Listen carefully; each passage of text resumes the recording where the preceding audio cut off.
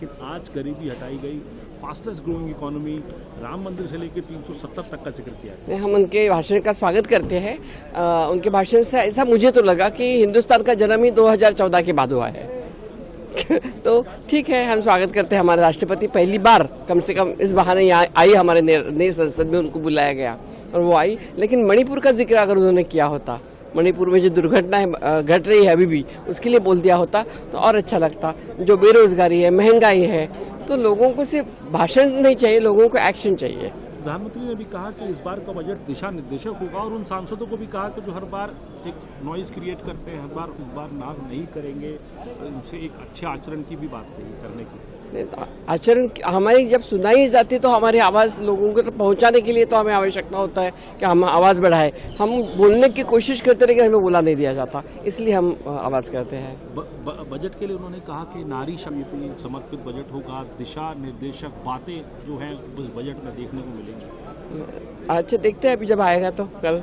आखिरी सवाल में नीतीश के बाहर निकला, मैं कह रहा था सीट शेयरिंग अभी तक नहीं हुई, इंडिया अलायंस का नाम बदलने के लिए अपने आप प्रक्रिया में उसको कहता रहा, वो बात नहीं सुनी। राहुल गांधी कास्ट सेंसस का जो है क्रेडिट ले रहे हैं, लेकिन ये शुरुआत मेरी थी और कोई कहते हैं तो ये फेक क्रेडिट है। देखिए, वो उनकी खुद की बात हो सकती है, लेकिन मुझे लगता है कि जो भी हमारी लड़ाई चल रही है आज हिंदुस्तान में, उसको हमें ठीक तरह से शिद्दत से लड़नी चाहिए। बाकी नीतीश कुमार को मैं क्या नसीहत दे सकती हूँ, उनको तो सब लोग अभी पलटूराम के नाम से जानते हैं। Presidential speech. Look, I think it was typical what you expect from a government before the election.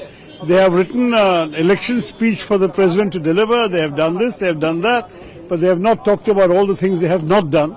They have not talked about unemployment. They have not talked about, they talked about inflation, but somewhat insincerely. They claim they have pulled people out of poverty, but then they also talked about giving 81 crore people food grains.